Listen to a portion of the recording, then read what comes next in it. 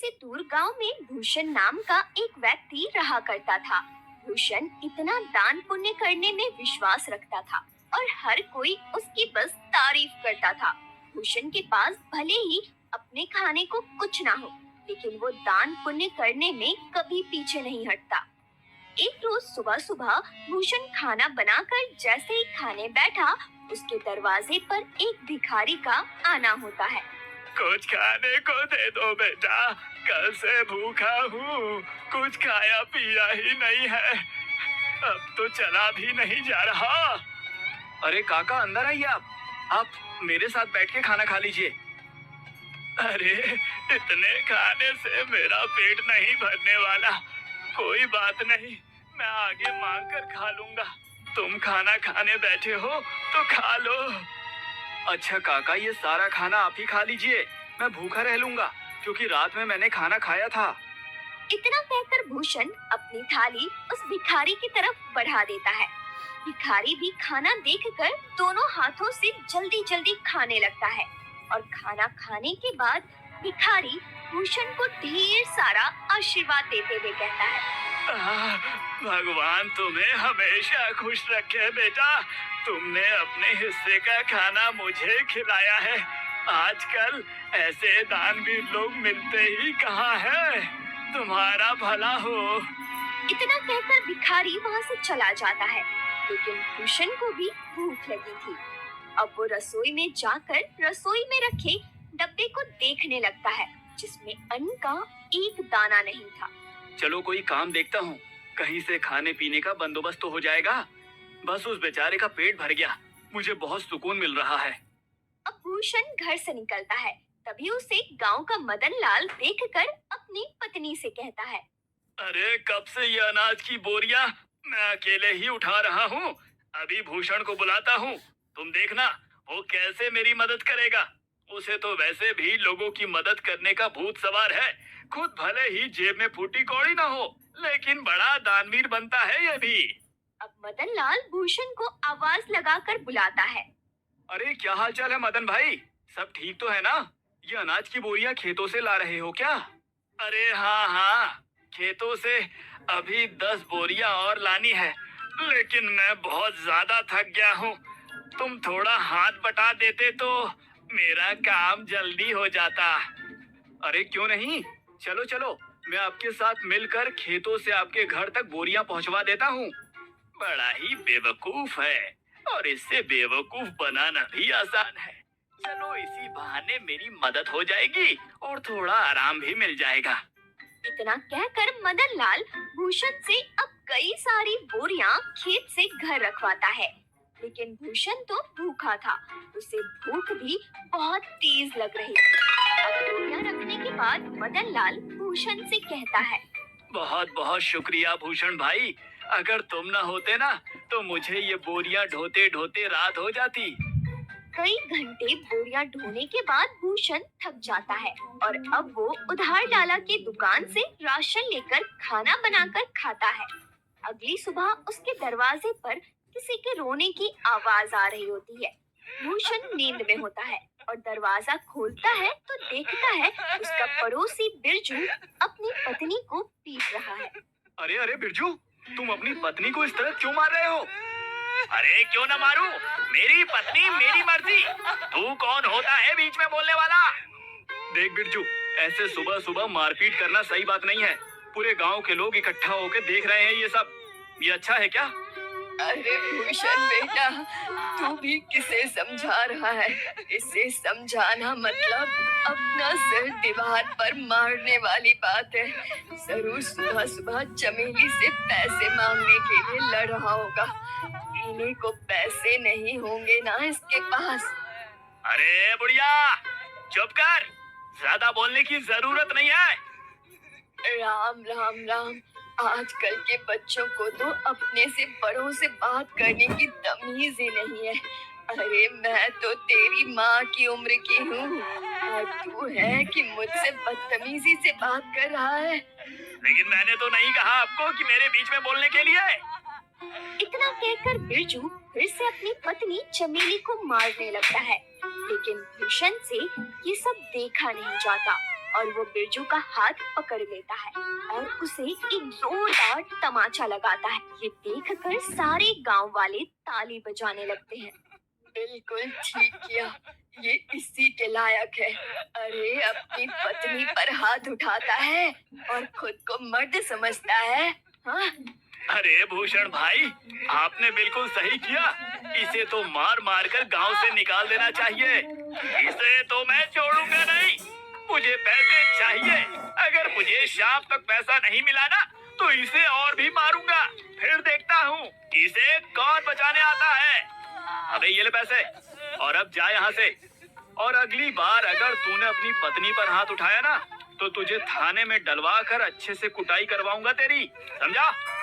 बिल्कुल ठीक किया बेटा। इसके साथ गांव के ढेर सारे लोग ये तमाशा देख रहे होते हैं। उनमें से एक औरत भूषण से कहती है, आप सच में बहुत नेक दिल के हैं। हर किसी की मदद करते हैं, हर किसी का भला चाहते हैं। हम गांव वाले बस आपसे इतना चाहते हैं कि अगला हमारा सरपंच आप ही हो, ना कि वो सज्जन सिंह। अरे क्या बात कही है तूने।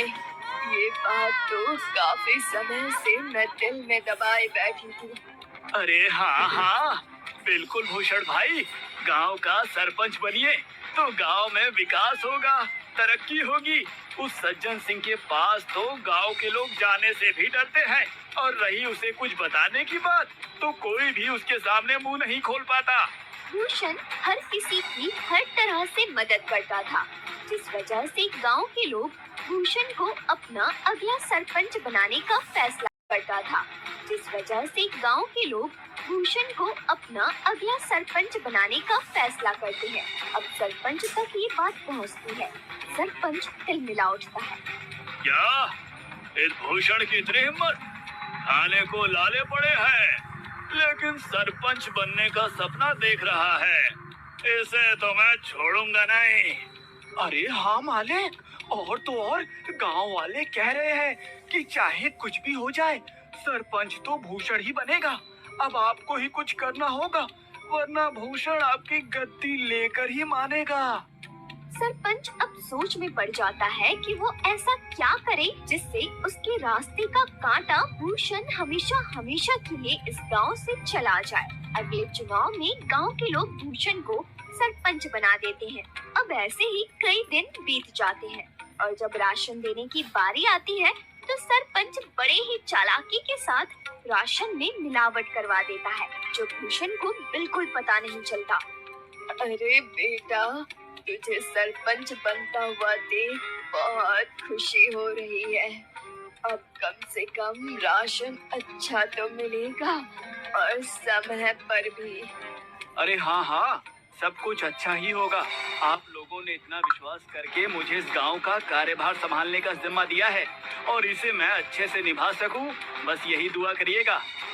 अरे हाँ हाँ, अब गांव में विकास और तरक्की आने से कोई नहीं रोक सकता। गांव में राशन बांटने के बाद सभी खुश थे कि उन्हें पहली बार पूरा राशन मिला है, वरना सरपंच सज्जन सिंह तो आधे से ज्यादा राशन काट लिया करता है। लोगों को राशन मिल चुका था, लेकिन अगले दिन पूरे गांव में शोर मच जाता है कि उनके नए सरपंच भूषण ने मिलावटी राशन दिया है। अब गांव वाले एक जगह इकट्ठा होकर भूषण से सवाल करते हैं। हमने तुम पर विश्वास करके तुम्हें गांव का सरपंच बनाया, और तुमने हमारे साथ ही विश्वासघात किया। भूषण बेटा, मुझे तुझसे ये उम्मीद नहीं थी। अरे राशन में मिलावट करके क्या मिला तुम्हें? तुम तो गांव के लोगों का हमेशा से भला चाहते थे, तो भला फिर राशन में मिलावट क्यों किया? इतना मिलावट तो सरपंच जी भी नहीं करते थे। हमने तुम्हें सरपंच बनाकर गलत फैसला ले लिया है। बिल्कुल ठीक कह रही है कलावती काकी। अभी के अभी तुम इस गांव से निकल जाओ। तुम इस गांव में रहने के लायक ही नहीं हो। ये सारी बातें चल ही रही होती है कि तभी वहाँ सरपंच आ जाता है। अरे हाँ हाँ, इसे अभी के अभी गांव से निकाल दिया जाए। इस पर विश्वास करके तो हमने बहुत बड़ी गलती कर दी है। अब भूषण को गांव वाले गांव से निकाल देते हैं। सरपंच और उसका नौकर बहुत खुश थे, क्योंकि ये सब किया धरा तो उनका ही था। अब गांव से निकलने के बाद भूषण काफी दूर आ जाता है। वो थक हार कर एक पेड़ के नीचे बैठकर गांव वालों के बारे में सोचने लगता है। जिन गांव वालों का मैंने इतना साथ दिया, खुद से पहले उनके बारे में सोचा, आज उसी गांव ने मुझे निकाल दिया। अरे राशन में मिलावट भला मैं क्यों करूंगा? और अगर मैंने गांव वालों के राशन में मिलावट नहीं की है तो फिर ये सब जरूर सरपंच का काम है। कोई बात नहीं, मेरे इतना कहने पर भी गांव वालों ने मेरा साथ नहीं दिया। मैं इसे कभी नहीं भूलूंगा। इधर सरपंच फिर से अपनी चाल चलता है और गांव वालों का विश्वास जीत लेता है। गांव वाले एक बार फिर सरपंच सज्जन सिंह को अपना सरपंच मानने के लिए मजबूर होते हैं, क्योंकि उन्हें भूषण भी धोखेबाज लगता है। ऐसे ही धीरे धीरे महीना बीत जाता है और भूषण का कहीं अता पता ही नहीं था। एक रोज सरपंच का नौकर जंगल के रास्ते घर आ रहा होता है।